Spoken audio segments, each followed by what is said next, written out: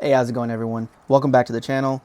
This is going to be episode 8 of the Innovative Marine SR120 build.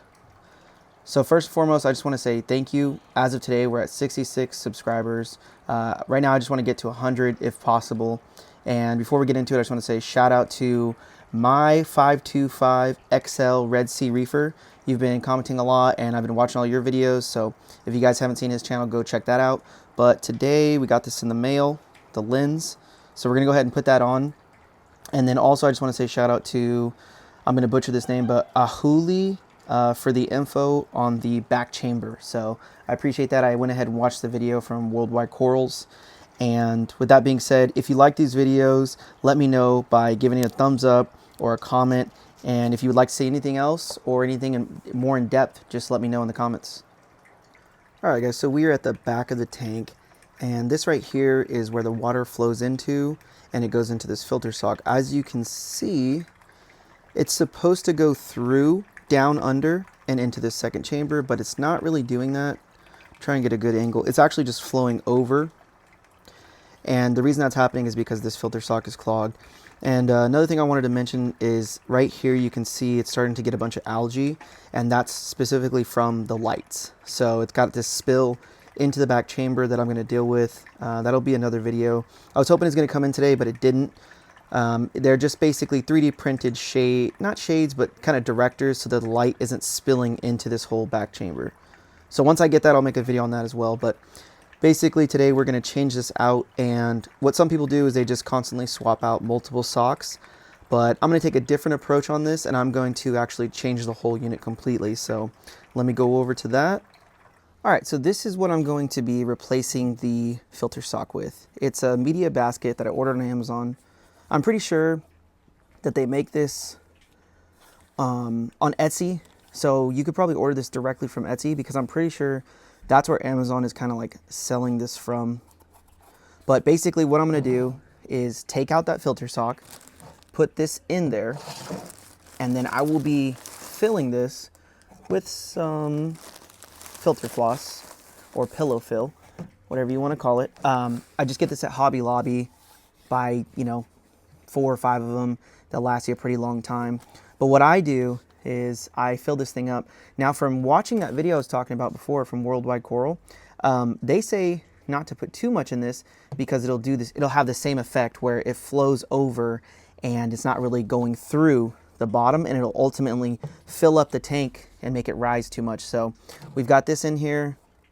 I think this is good enough for now. We'll kind of just keep an eye on it, and this is going to be part of the maintenance change where once a week I'll come over, maybe every 3 days, because this stuff kind of fills fast, but I'll come over, I'll take this out, throw this away, get a new handful, and just reset that. And that's just a really easy maintenance instead of washing those socks or changing one and then letting all those socks add up.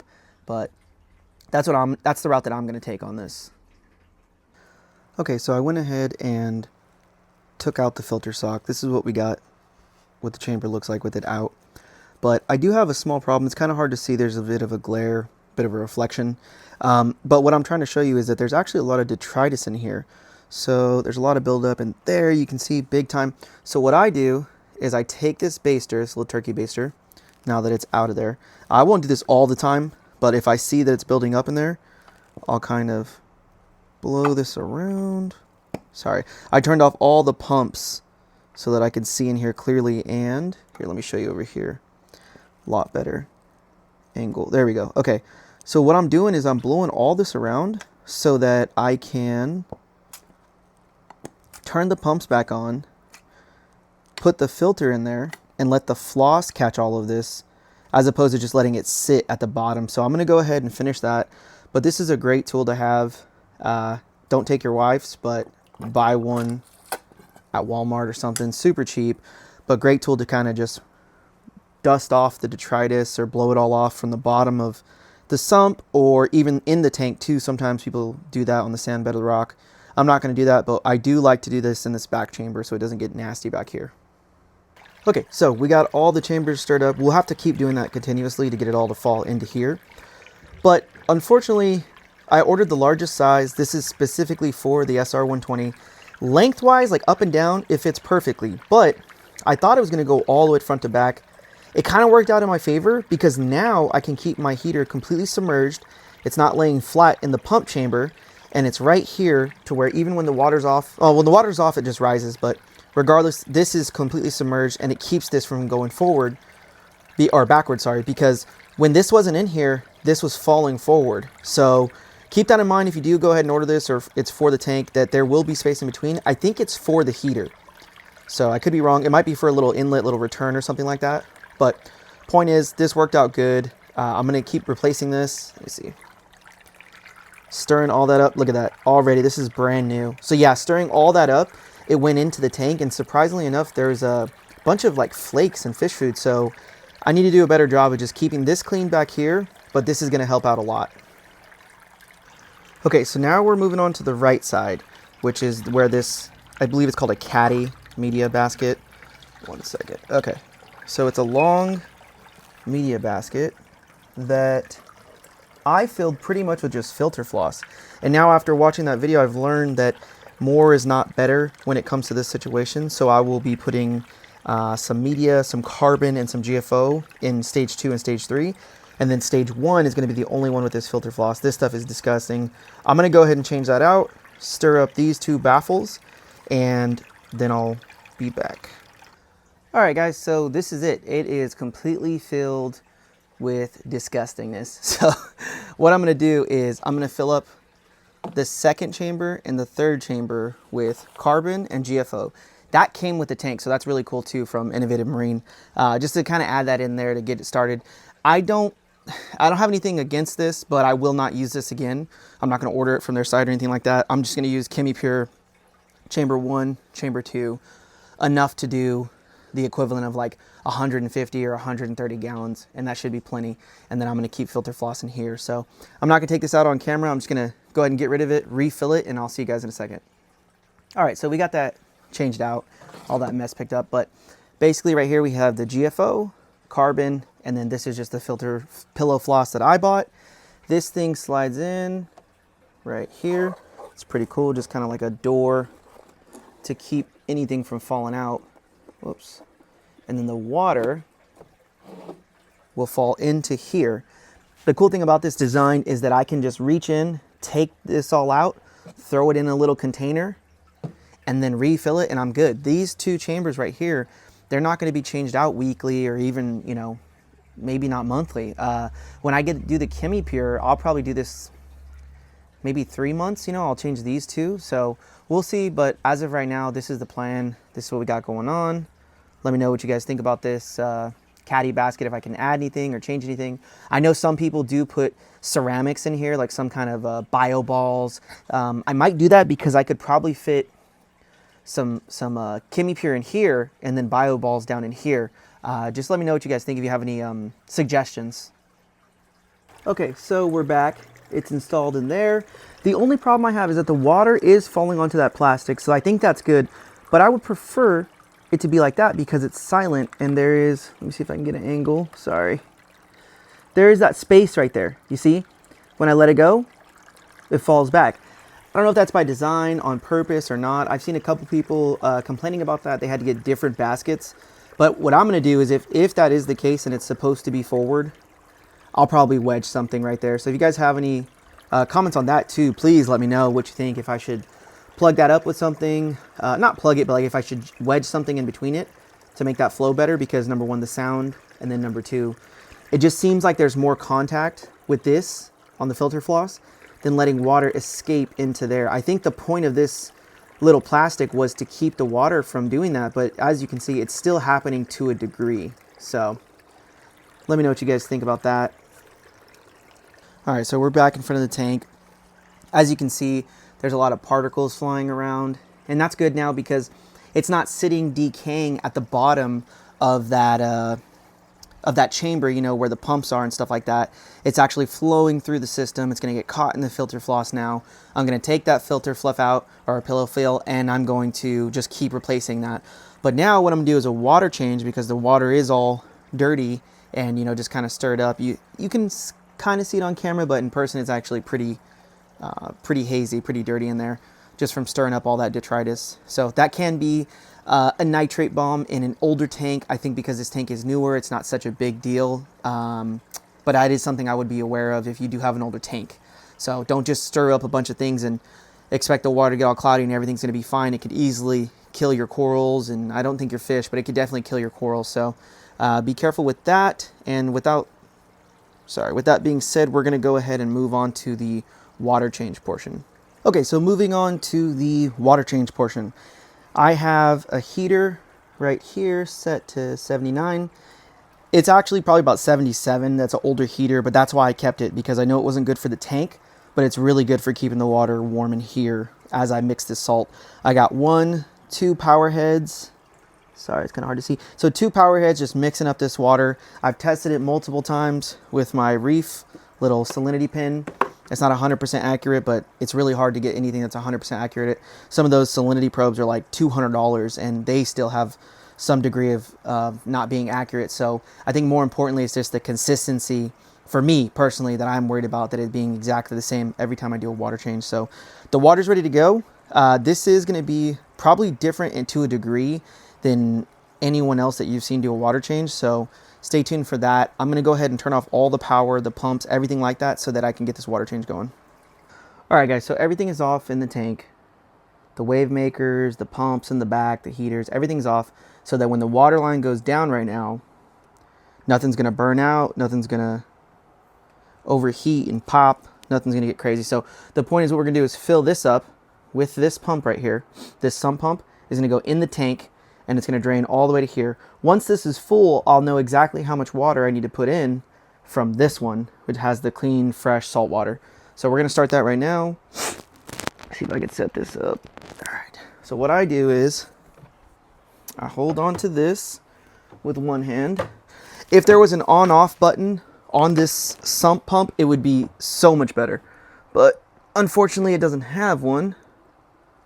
So, like I said, I'm going to turn this on by plugging it in. All right, and now it's filling up the water. You're gonna see the water drain from here, and you're gonna see this fill up. I'll show you guys once I'm done with this completely. Oh, that's why.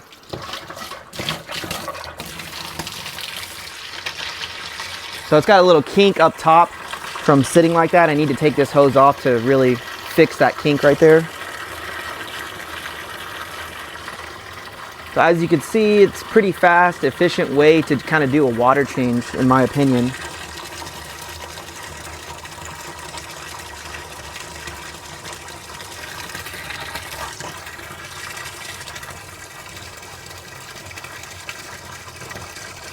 Now I'm not going to clean the sand bed on this one specifically because it's, like I said, it's a still new tank.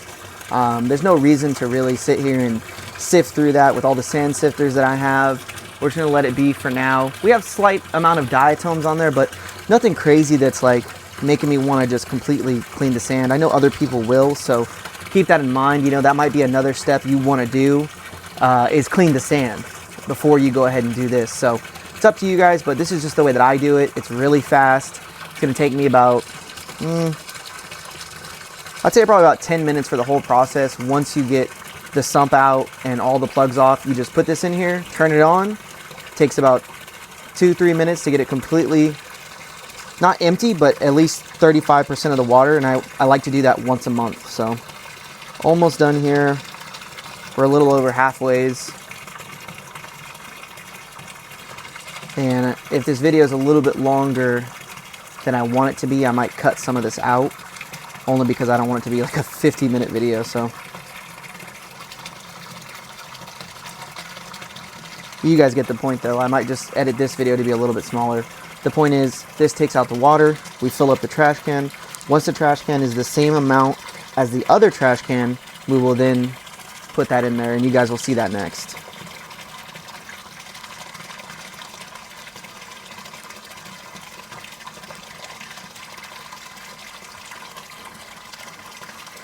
If this thing had some kind of hook, yeah, if it had some kind of hook to where I didn't have to hold on to this, that would be really cool too. Make my life a little bit easier.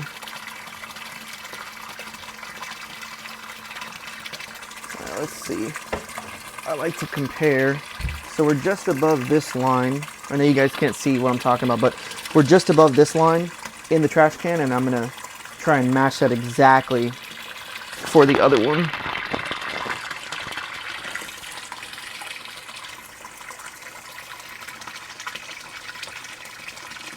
All right, we should be relatively close here.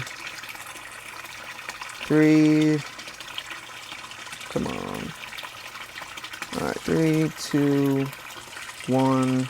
And yeah, that looks like it's just about well over a third of the tank, maybe even closer to 50, honestly, with the rock and sand. So we did a tremendous amount of water to change, and that's fine because it has been a few weeks since I started the tank, so there's no problem there. This pump is fully submergible, so don't worry about that. I'm not going to get shocked. Now I'm going to transfer this right here. Is there some water in the line? Yes. Doesn't matter? No. We're going to fill. Whew, Jesus, that is a little bit stronger than I want it to be. I might do this in the back chamber next time because we are really, Jesus guys, sorry about that. Yeah, we're really disturbing the sand bed with that, so I didn't want to do that, but next time I'll go ahead and put that in the back chamber so that it's not pushing all the sand all over the place.